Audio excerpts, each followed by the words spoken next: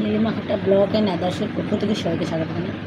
এবং শিশুর জন্মের সঙ্গে সঙ্গে তাকে BCG টিকা দিবেন এবং 6 মাস পর্যন্ত মায়ের বুকের দুধ খাওয়াতে হবে। 6 মাস পর্যন্ত মায়ের বুকের দুধ খাওয়াতে, কোনো জল নয়, কোনো মধু নয়, তবে সে রোগমুক্ত থাকবে। আপনারা হয়তো ভাবেন অনেক গ্রামাঞ্চলে, দেখুন অনেক গ্রামাঞ্চলের মা ঠাকুমা আছে, হ্যাঁ আমাদের ছেলে মেয়েকে জল দিয়েছি সেটা দিয়ে দাও, কিন্তু না, এটা হচ্ছে মায়ের বুকে।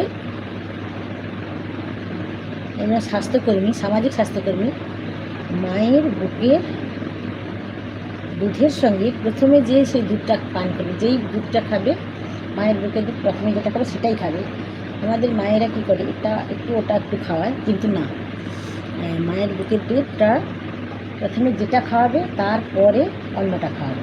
সেই প্রথমে যে দুধটা খাওয়ালো, একটাই খাওয়ালো, সেখানে প্রথমে জল আসবে, পরেরটায় পেট ভরবে, সেকেন্ডটায় পুষ্টি হতে সাহায্য করবে এবং ওজন বৃদ্ধি করতে সাহায্য করবে। এইভাবে তার বৃদ্ধি হবে এবং সে রোগ প্রতিরোধ ক্ষমতা গড়ে তুলবে। এবং ঠিক টাইমে, তাকে ঠিক সময়ে তাকে টিকাকরণ করতে হবে, তবেই আমাদের শিশু সুস্থ থাকবে।